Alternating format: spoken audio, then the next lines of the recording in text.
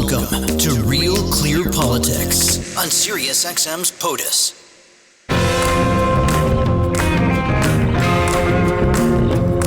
Welcome to Real Clear Politics on SiriusXM for Tuesday, November 5th. I'm Andrew Walworth, and I'm joined by RCP President and co-founder Tom Bevan and Washington Bureau Chief Carl Cannon.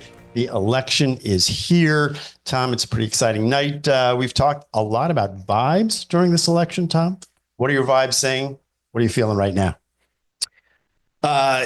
It's a high anxiety election. I mean, you can feel it, and you talk to friends and family and people around the country. I mean, it seems like turnout is massive, and it seems like everybody is sort of on pins and needles. And this is by all indications, this is going to be a very, very close election. I think both sides are feeling confident about their chances, but obviously only one side is going to end up on the winning side by the end of the night, or whenever we end up. By the end of the night? Well, whenever we end up figuring it out. It could take days. Who knows? But it certainly there is a tension in this election, and has been for some time, that this is my, I don't know, fifth or sixth presidential race, that they've all had a little bit of anxiety, but this one seems to be, as the great Nigel Tufnell would say, this one goes to 11. Well, this is my 10th election, and I second that, Tom. But I don't ever remember an election where exit polls showed that 71% of the American people fear there'll be violence at the end of the election, and each side blames the other for that too.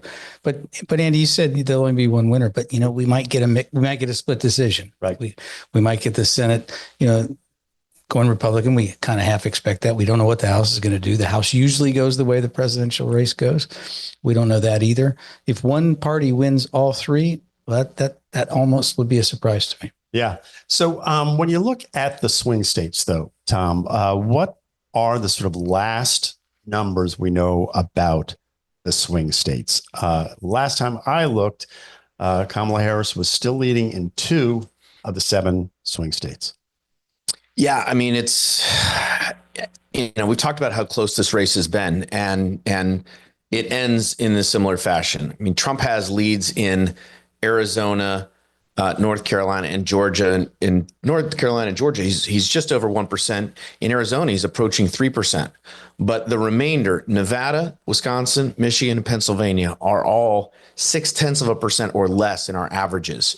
And Harris leads by 0.4 in Wisconsin, 0.5 in Michigan, and the big one, which is Pennsylvania, Trump leads in our average by 0.4%. So, I mean, that's within the margin of error. It could go either way, and the old cliche, it all comes down to turnout. Yes, of course. I want to talk about turnout in a minute, but Carl, I want to talk about the polls and the for a moment here, because there's been some questions, especially in the last couple of days, about whether the polls, not only are they accurate, but why are they all coming together? Why are they sort of grouping together around this sort of break even or sort of a even split, 48-5, 48-5 in the Real Clear average. Our polls, they call it herding, herding, not hurting, herding. Do you think that might be what's going on with these pollsters? A cynic would say that these pollsters don't want to get away from the herd because they don't want to jeopardize their relationship with their corporate clients when this is over. They don't really make much money doing politics. They make more money with this other kind of polling. I'm not a cynic. I don't know about that. The other explanation, Andy, is that it's just that close. Mm-hmm. A 0.1% in the popular vote, that seems crazy. But over the weekend, we had this poll by Ann Selzer in Des Moines, in the Iowa poll. Right. The register poll, right? Yeah. And she's a very respected pollster that showed a number that blew everybody's mind. She had Kamala Harris leading in Iowa. Trump carried that, by 8 points last time, Tom? Mm-hmm. Yeah. So if that number's right, if she wins Iowa, we're looking at an electoral college landslide.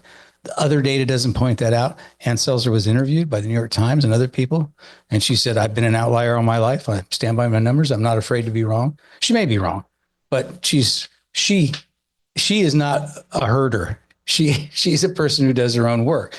Now, the poll could be mistaken for various reasons, but the other thing is, it's this time more than ever, we have a country of 333 million people, 330 million. We have 50 states plus the District of Columbia that give electoral votes. And yet we're only looking at the same 7 states, and everybody's doing it. And now tonight, as these election returns roll in, we're really looking at counties. Right. And some of those counties are familiar. They're important every 4 years. Maricopa County in Arizona, Bucks County in Pennsylvania, also Northampton and Erie County in Pennsylvania, Wayne County, Michigan, DeKalb, and Cobb and Fayette in Georgia. Right. And so it seems crazy that we're talking about half dozen, maybe a dozen counties that will decide everything. Yeah. And Tom, we're talking about turnout, as you said, and that is the cliche that it all comes down to turnout. So many people turned out early this time around. Yeah. But we also are hearing about the ground game and especially the Harris effort in Pennsylvania to get out last minute voters. CNN has a poll that says 80% of voters have decided on their presidential vote before September 1st. So does this last minute ground game really matter? Or between the early voting and people making up their mind early, we may not know the results, but the results have been baked in for quite a while. Yeah, I mean, there's something to that, right? I mean, and this is the case.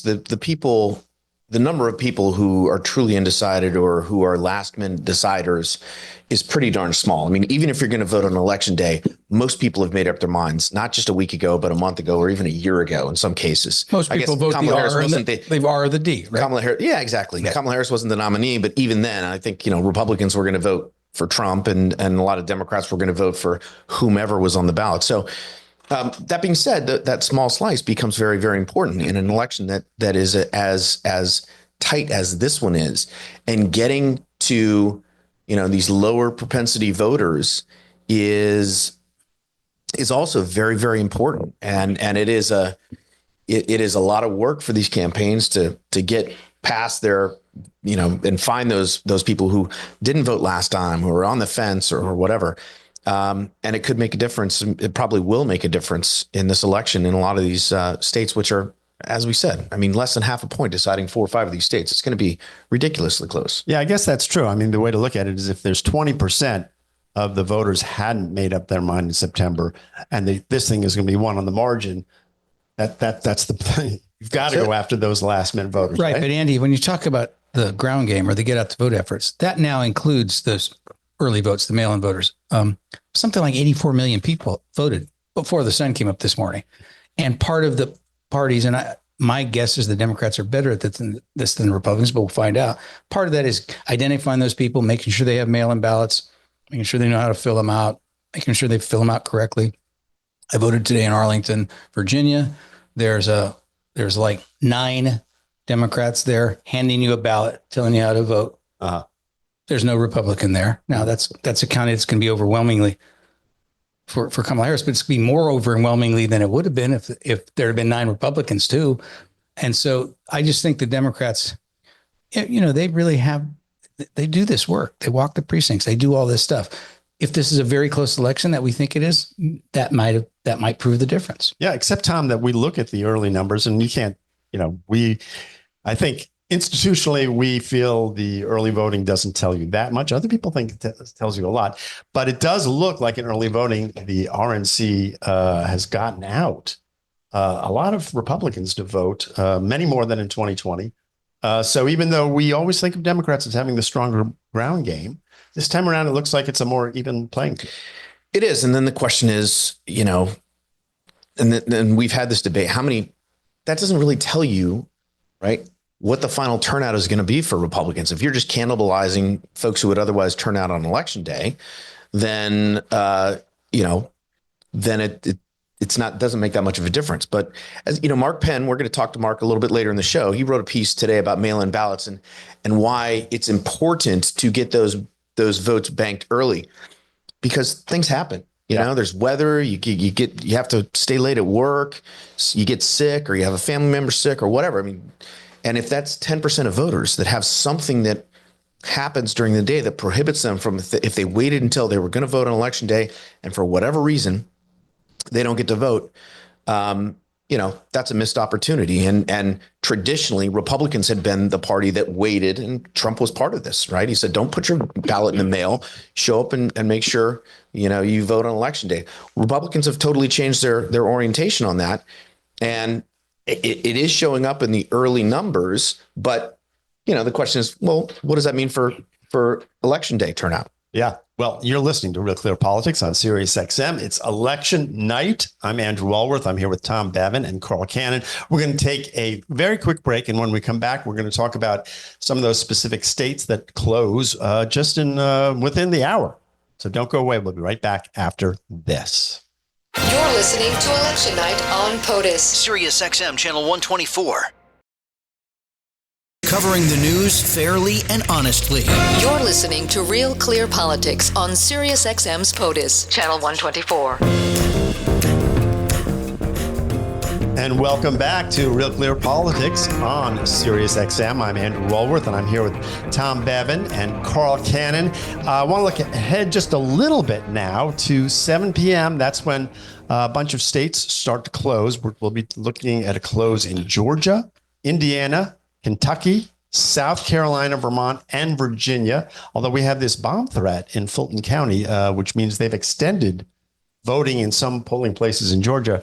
Carl, we heard about these threats earlier. They're coming from Russia, supposedly. But what do you make of these states that are closing, and what will you be watching for? Well, I'll be watching most intently at North Carolina, and I'll tell you why. Tom pointed this. South Carolina. No. Not North Carolina. North Carolina. Okay, right. Tom pointed this out a couple of weeks ago. Trump carried North Carolina. It's the only one of these swing states he carried both times. But he carried about 3.6, 3.7% in 2016. Carried by like 1.5%. 1.3. 1.3 last time. That's not a good trend line for the Republicans. And more people, there have been a lot of, migration. I don't mean migrants from South America. I mean migrants from New Jersey and New York. Right. Moving to South Carolina, taking jobs in the Triangle, taking jobs in the Charlotte area. And, if that state's trending that way, that changes the map a little bit. So I think North Carolina could be the key. We've talked about this. Everybody says Pennsylvania. Okay, I know Pennsylvania, Michigan, Wisconsin. But if Kamala Harris carries North Carolina, she can lose all those states in the upper Midwest. She doesn't need to carry the blue wall, right? And she could still win. If she'd have to carry Nevada or Arizona. Well, just before we go, just so our listeners know, North Carolina closes at 7:30, not 7 o'clock. So you can get out there. Well, I didn't reveal election returns. I didn't give numbers. No. I just wanted people to know 7:30 for North Carolina, 7 o'clock for South Carolina. But go ahead, Tom. Yeah, and Indiana, most of Indiana just closed at 6, and Eastern Kentucky. I'm not sure how much that's going to tell us, as we're trying to, look at counties in Indiana. I do think, I mentioned this earlier. I think Virginia is a state to really pay attention to. It's a state that does close at 7, and it is a state that Biden won by 10 points in 2020. Hillary Clinton only won it by 5.4. And so, that's a state that moved 5 points from 2016 to 2020. Polls have it back around 5 points. And, if you look at, in particular, Chesapeake County and Virginia Beach, those are counties that Trump won in 2016 narrowly. They flipped to Biden.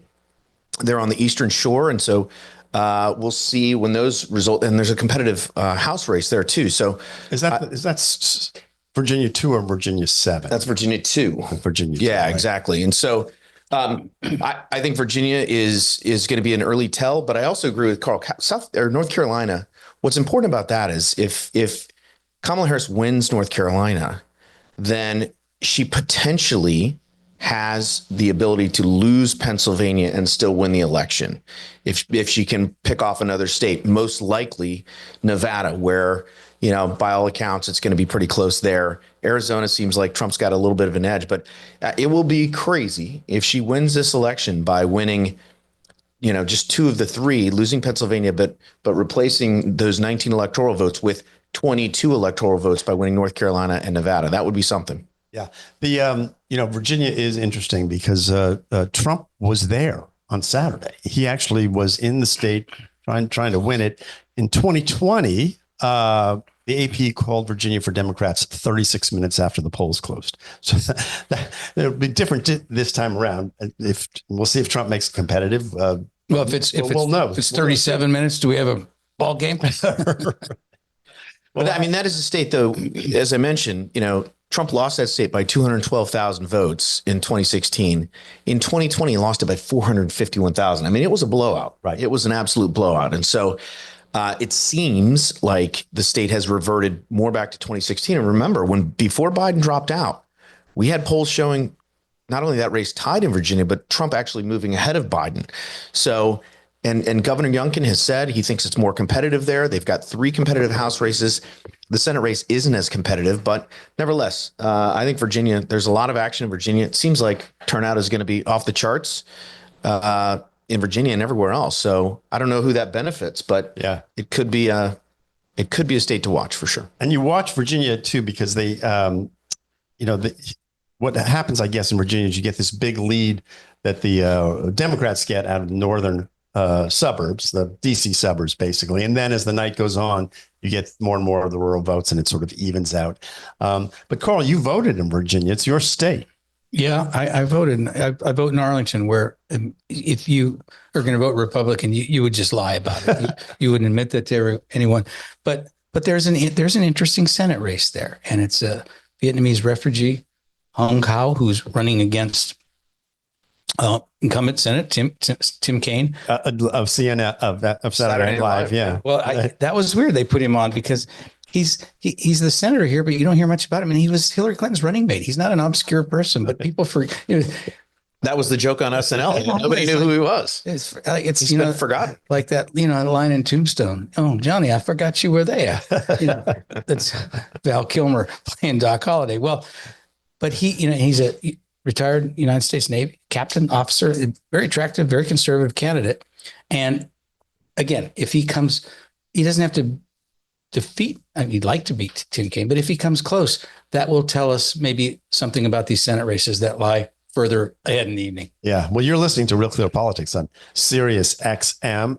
Andrew Walworth, and I'm talking with breaking news. Carl Cannon. Go ahead. News. There's 2% in Indiana, and Trump's winning 71% of the vote there. You ruined his outro. Tells you everything you know. Now, this is the outro. This is just the transition, just to remind people where we are in the show. But I want to talk about Georgia for a second, because Georgia, critical swing state, obviously. Polls are supposed to close at 7. As I said earlier, they're going to keep some of the polls open a little later. But Georgia, at least according to the people who run the election there, they're going to be able to report earlier than they have in the past. And that's supposed to be a good thing, Carl. Is that going to happen? Well, they had a mess of a system last time. And they looked, they look to Florida and they think, why can't we do this? This is a neighboring state. They can count the votes in minutes.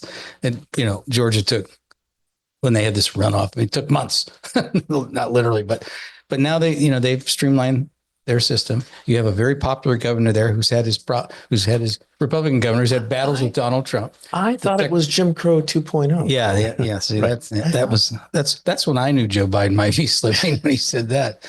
But you've had these two very interesting and powerful women in Georgia. Stacey Abrams, who everybody knows about. She's a member of the state legislature. She ran for governor against Brian Kemp. She lost. She said she was an election denier, and she said that he had fiddled with the voting rolls when he was Secretary of State.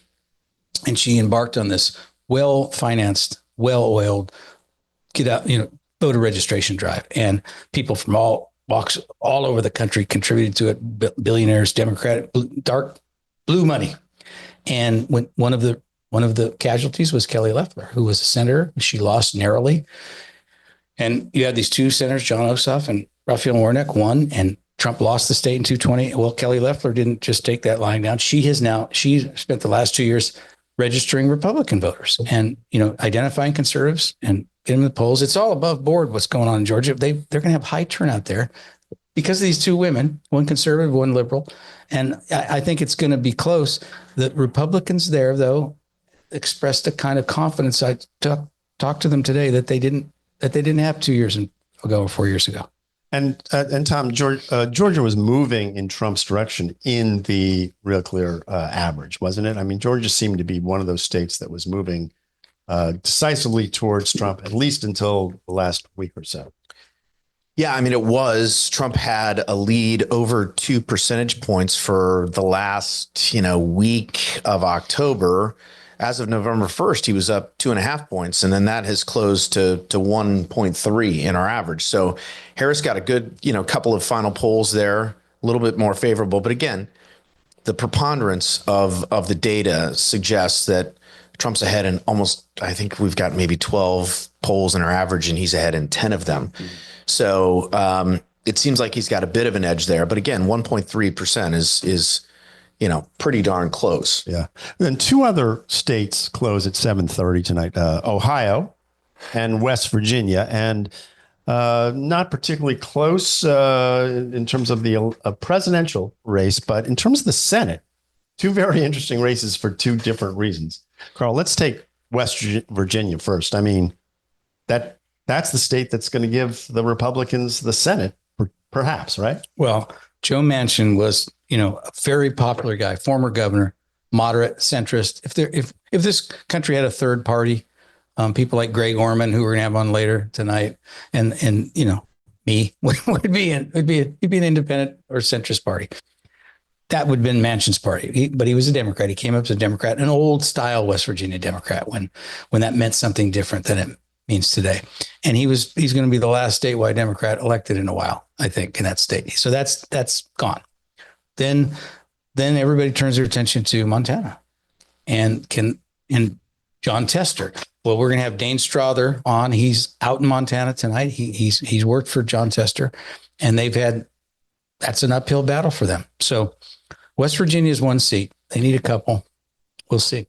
And let's talk about Ohio quickly, just because we know that Sherrod Brown is attempting to fend off. That race has gotten very tight. Very tight race. Yeah, right? and Sherrod Brown's popular in his state, but he's too liberal for the state. He's sort of not quite the Manchin problem. Ohio's now dependently Republican statewide elections. Donald Trump's poised to carry it, but that thing has gotten very tight. Well, not only very tight. I mean, like Moreno has surged at the end. The final 4 polls taken in this race have him leading by 1, 3, 3, and 1 has it tied. So he's now ahead by almost 2 points in a RealClearPolitics average. And the final polls for Trump in Ohio were also pretty darn good. So that's a race that Republicans are feeling very bullish about. Great. Well, you're listening to Real Clear Politics on Sirius XM. I'm Andrew Walworth. I've got Carl Cannon and Tom Bevan with me. We're going to take a quick break, but we'll be right back with more Real Clear Politics after this. Red, White, and blue. You're listening to Election Night on POTUS, Sirius XM 124. Not bound by any left-right constructs. Real Clear Politics. Open to a wide political spectrum. This is POTUS on Sirius XM Channel 124. And welcome back to Real Clear Politics on Sirius XM. I'm Andrew Walworth. I'm here with Tom Bevan and Carl Cannon.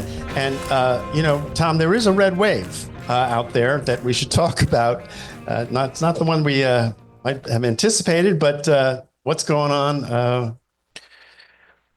Well, the Republicans managed to flip a seat. Republican Kimberly King Hines, she won the delegate race in the Northern Marianas Islands, and there was talk that Republicans might control the 3 delegate seats in the Pacific for the first time, I think, ever. So I think that's the early red wave. Well, Carl, any tea leaves there? No. Well, nothing to be had. Still worth it. I want to move forward a little bit in time too. We're just so I'm trying to map out the night for people, but at 8:00, that's when a bunch of states close. And that's also around 8:00. That's when there'll be parties starting in DC and in Florida, one for Kamala Harris, one for Donald Trump. And the Kamala Harris one is on the campus of Howard University, right down the street from where we are right now. So that'll be interesting. Trump's going to have 2 parties. One will be at the Convention Center at West Palm Beach. That's his election night watch party. And another for top donors will be at Mar-a-Lago, and that's called the Election night celebration. We will have Phil Wegmann at one or both of those parties, depending on how much money he gave this time around, right, Tom? No, yeah, Phil is down there. He'll be reporting. We'll be checking in with him periodically throughout the night to get sort of the vibe check from Trump land and see kind of how they're feeling. I mean, obviously they're feeling confident at this point, but we'll see whether, as the night goes on, whether that moves at all and whether that confidence was maybe misplaced or not. Obviously, it's too early in the night to make any assumptions about that. Well, but through the magic of technology, Phil Wegmann is with us right now. There he is. From Florida. So, Phil, how are you doing? And what's the vibe down there? The Trump campaign is optimistic because, of course, how could they be anything else? Both of these campaigns are insisting that they're about to have a very good night. And instead, we'll just have to stay up late and see if they were accurate. And where are you, Phil? I am in the Palm Beach Convention Center. There's the donor gathering at Mar-a-Lago, and then there's this large convention hall that the Trump campaign rented out. And Trump is expected to make remarks here at some point during the night. But to answer your question from just a second ago, I didn't make any political contributions, and even if I had, I don't think I would have been anywhere close to getting on those lists. And is he going to announce victory? You think? That's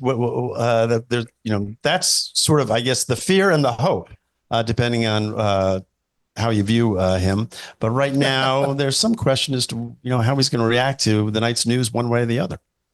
When Donald Trump cast his ballot earlier today, he was asked this question, and he said, "I would be happy to concede if I lose, and it's fair." Of course, knowing what we know about Donald Trump over the last decade of observing him, of course he's not going to concede. If he loses, he will argue that this election was rigged. If he is ahead, he will say that it was on the level. I was just speaking to, one of his close confidants, and I put this to him. I said, there's no way that Donald Trump, win or lose, is going to say anything other than a declaration of victory. And, they're sort of putting their heads down. They're still doing the work. And so they're not even considering the possibility that they might lose. Bill, what's the, there's been a lot of talk about the early vote and Republican ground game. What's the sense down there about where my sense was, and the folks I talked to, they felt pretty good about where they ended up. And then Charlie Kirk, who's running a lot of the Republican ground game, tweeted out something on X a few hours ago and said, turnout's mixed. We're not where we need to be. And it sort of sent panic through the MAGA universe. What's the sense of how they feel about where their ground game is right now? This has been one of the biggest question marks because of some court decisions and FEC decisions. Campaigns are now allowed to coordinate with super PACs when it comes to get out the vote efforts, and the RNC largely contracted this out to Turning Point USA as well as Elon Musk's America PAC. I've talked to a lot of grassroots organizers, folks who have been doing this for a long time in very competitive races in swing states, and they have been unimpressed with what they've seen from Turning Point USA and from America PAC thus far. Meanwhile, Democrats, organizing remains their bread and butter, and so there's some hesitation, and they're waiting to see if those fears that they had about that get out the vote effort are overblown or well placed. We'll hopefully find out soon. One more question, Phil, because I don't like to talk about exit polls that much, but they did release a wave of exit polls indicating that, people were dissatisfied, even angry with the current state of things. There was some numbers on, Trump's favorability rating versus Harris. Again, I don't want to make too much of it because we've known exit polls have been wrong, very wrong in the past. But was there any reaction from Team Trump to any of those early exit waves that came out?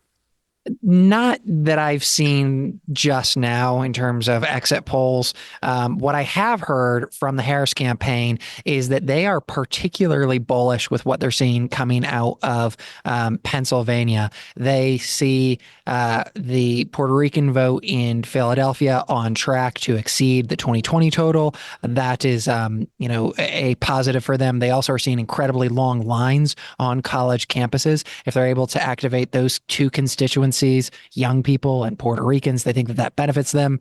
Meanwhile, in North Carolina, they think that the Republican rural vote is softer than it ought to be, and they think that they're running the score up in Durham. But right now, these campaigns, they're looking at the same numbers that all of us are. What they're not doing just yet is sharing details about their internal polling. And we will have to wait for some time to actually perhaps take a closer look at those. Well, we are streaming on our site, RCP, as we're also on XM radio. So Phil will be back throughout the evening. And when we talk about things that are coming up in the program, some of those guests will be only on the RCP site. So what we hope you'll do is keep a bunch of windows open, keep your XM window open, but also open up RealClearPolitics.com after 7 o'clock, because we're going to continue the conversation there. Carl? Well, also, Phil's got to write a story for me, then I've got to edit it tonight. So Tom and Andy are cracking the whip, Phil. Yeah, really abusing our star young reporter. But I would also urge our listeners, if you haven't already, Phil did a wonderful curtain raiser on the election. It ran this morning, but while you're waiting for election returns, I urge you to read it.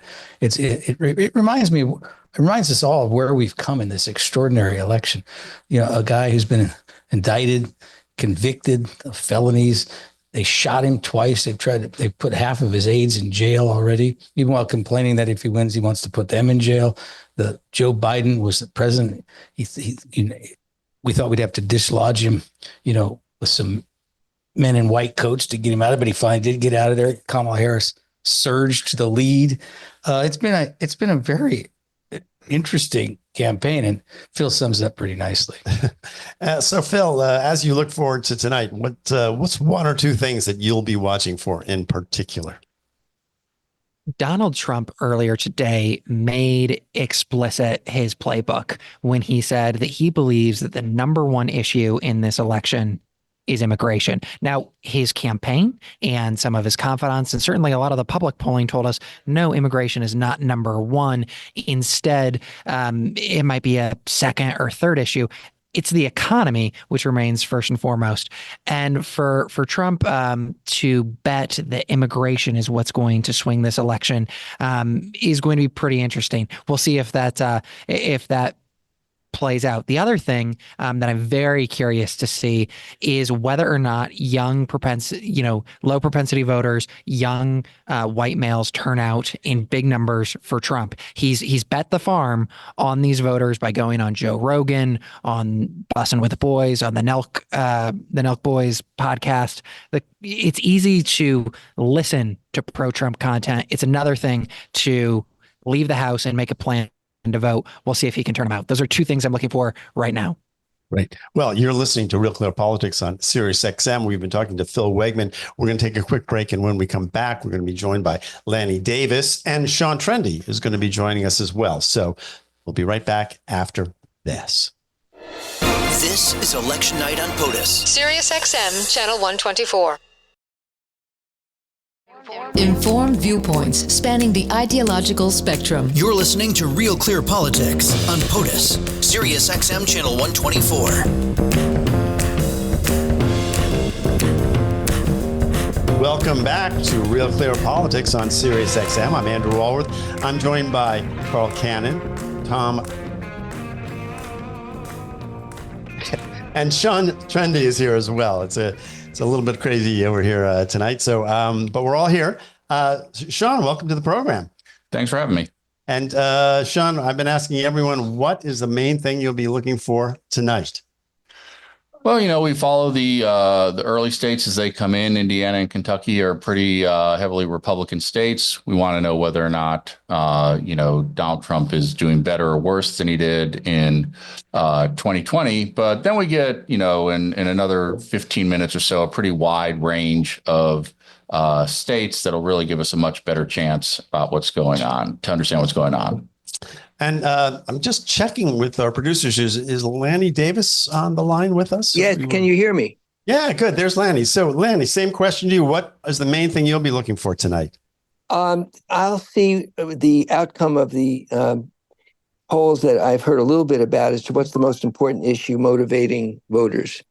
And to me, the early answer of democracy or anything other than immigration is a good sign for Kamala Harris. To the extent it's immigration and the economy, it's probably not a good sign. So I'm looking for the answers to what's most important to you as an indicator. And that'll be you'll be watching for that in the exit polls, correct? Well, yes, I'm hearing results from early voting on that issue, and I've heard that the choice of democracy, at least in one sample in Pennsylvania, was higher than immigration, but I'm looking for little tiny crumbs to be happy about. Well, Lanny, this is Carl. You think you sounded positive when I talked to you earlier today. So I have a couple of Democratic friends. I know parties put out spin, but you don't ever spin me. So I mean, you tried back when I was working for the Baltimore Sun, and we decided we would just go in a different direction, tell each other the truth. So I have to interrupt to let everyone know that at the White House, when I started, the press secretary, Mike McCurry, told me about Carl Cannon. I said, what's he like besides working for the Baltimore Sun? And McCurry said, he's unspinnable.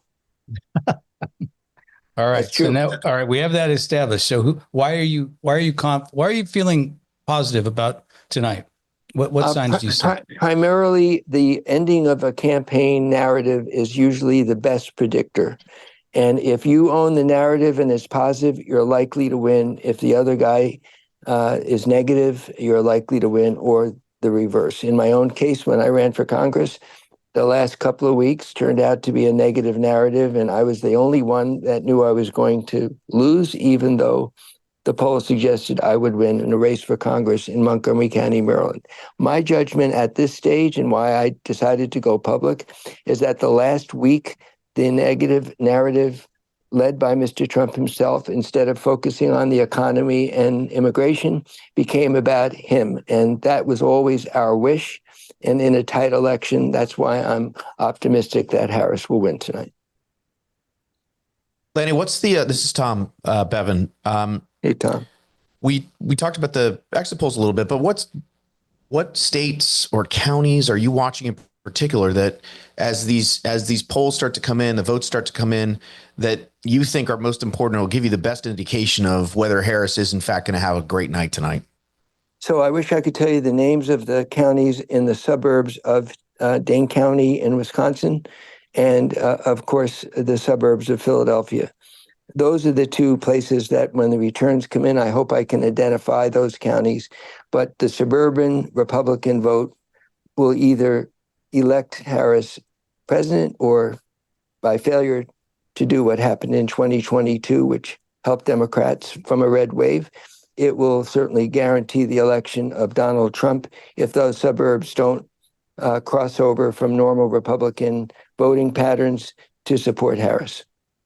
If Kamala Harris wins tonight, becomes the president of the United States, I'd like our listeners to know that Lanny Davis and Dane Strother, who we're going to have on later, had a hand in it, an underrated hand. They both wrote columns for Real Clear Politics. I edited myself, calling on Joe Biden to step aside after that disastrous debate performance. They did that before James Carville did it. James has gotten a lot of credit. And they did it before Nancy Pelosi and Chuck Schumer and Barack Obama. And Lanny, you must, if Kamala Harris wins, I guess you're going to take a bow, right? Well, I got a lot of pain from an old friend named Joe Biden and the people around him in the White House when they read the headline. Not only did I say it's time to pass the torch, but I named Kamala Harris as the only one who could possibly take the torch. It was impossible for her not to be anointed and endorsed by President Biden. So in both cases, I made a lot of people who I'm close to unhappy because they thought, as they were saying on television, it's his decision, it's his decision. But I decided I wanted him to know the only way I could communicate him was through Carl Cannon in the Real Clear Politics column. So, Lanny, if Harris loses tonight, are you going to get a phone call saying "I told you so"? I get a lot of phone calls. I told you so. Yes. Lanny, I'm just curious because you hear a lot of sort of apocalyptic talk on both sides about what's at stake at this election, but and I know you're working on your autobiography right now. When you look at this election, do you see it that way? Is it critical? Is it pivotal? Or does the country survive, move on, and the institutions sort of win out at the end? So this is my head versus my heart speaking at each other. My heart tells me it's pivotal because I have children and grandchildren in 2 generations of children, older and younger, and 6 grandchildren. And I do fear, in emotion, the election of Donald Trump because I take what he says seriously. And I fear democratic institutions can be undermined by a president that calls presidential power extreme, which is contrary to James Madison's concept of checks and balances. But on the other hand, I want my fellow Democrats to know that if Donald Trump wins, the first thing we need to do is start to listen to his voters and figure out why we've lost them. We've lost Democratic grassroots voters to Donald Trump. And the map of America by county is almost all red. If he wins, that's the question I'm asking my fellow Democrats. Why did we lose so many Democrats to Donald Trump? And what do you think the answer to that is? We stopped listening. We started to be driven by our base, which is always the rule in politics, never alienate your base. And I'm sorry to say there are members, especially of the House Progressive Caucus, that put us all at risk, who believe that sometimes you have to speak contrary to your base. Bill Clinton taught us that when he talked about the third way, and he was criticized by the left and he was criticized by the right. But that's what happened to the Democratic Party, is we're so fearful of our base that we ended up losing a lot of working class voters. That's my analysis. Well, Lanny, Kamala Harris seems like in a way, an unlikely messenger, for what you're talking about now. Just, Donald Trump, we've talked about this. Here's a billionaire from New York, and he's suddenly the hero of the working man. But Kamala Harris is one of the most progressive. She was one of the most progressive people in the Senate. She comes out of my own town of San Francisco, very liberal place. She's saying the right things. She's, I'll have a Republican in my cabinet. I'll work for the people who didn't vote for me. But Joe Biden said that too, and he didn't really do it. And I'm wondering if independent voters, if she convinced them that she's sincere and will do what you're talking about. It's my biggest worry about her campaign, that she wasn't ready to alienate the base by saying words unpopular with the base. For example, hard, strong language about securing the border right from the get-go. Not necessarily a politics of joy, a politics of toughness about the border. It was Ed Muskie in 1972 who said we should not let the Republicans be the law and order party just because we're liberals. In those days, we called ourselves liberals. So that, to me, looking back, if she loses, was a fear of our base if she talked that type of language. Well, we've got about 1 minute left, Tom, and then we're going to wrap up our XM part of the show, but we'll be continuing on the RCP site. But with 1 minute left, moments away from states starting to close, what's the first thing you'll be looking for when the polls close in about 7 minutes? Well, I mean, Georgia's the big one in this next round of closers. Florida's going to close. That doesn't seem to be very competitive. Most of Florida, I shouldn't say. The Panhandle, of course, will close a little bit later. But Georgia's the one where this is where both campaigns have expended a lot of effort. Trump seems to have an edge there, be ahead in the polls, because as we talked about earlier, that's a state that Democrats have worked very hard in and certainly moved it substantially in their direction from 2016 to 2020. And the question is whether they'll be able to hold that state or not. Well, we're going to have to leave it there, guys. This has been great. You've been listening to Real Clear Politics on Sirius XM. I'm Andrew Walworth. I've been with Tom Bevan, Carl Cannon, Sean Trendy, and Lanny Davis. And we had a Phil Wegmann in as well. So have a great election night. We'll see you back here tomorrow.